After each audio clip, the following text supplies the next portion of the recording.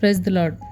ప్రియమైన దేవుని బిడ్డలారా, చాలామంది దరిద్రతను ఈ లోకంలో అనుభవిస్తూ ఉంటారు. అసలు దరిద్రత ఎందుకు వస్తుంది అని మనకు తెలియకుండానే కొన్నిసార్లు మన యొక్క జీవితాల్లో, మన కుటుంబాల్లో దరిద్రత, అందరూ కూడా ధనవంతులు కావాలని, ఆశీర్వాదవంతులు కావాలని ఇష్టపడుతూ ఉంటారు. కానీ దరిద్రత మనకు తావు చూపుతూ ఉంటుంది కొన్నిసార్లు.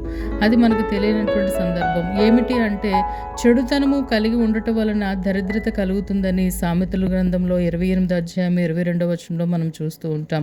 అంతేకాదు, వ్యర్థమైనటువంటి వాటిని అనుసరించడం ద్వారా కూడా మనకు దరిద్రత వచ్చునని చెప్పి అదే సామెతల గ్రంథము 28:19వ వచనంలో కూడా మనం చూస్తూ ఉంటాం. కనుక దరిద్రత మనకు రాకుండా ఉండాలి అని అంటే చెడు దృష్టి కలిగి ఉండకూడదు, వ్యర్థమైనటువంటి వాటిని అనుసరించి ఉండకూడదు.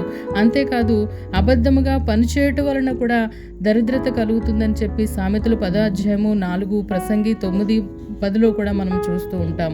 కనుక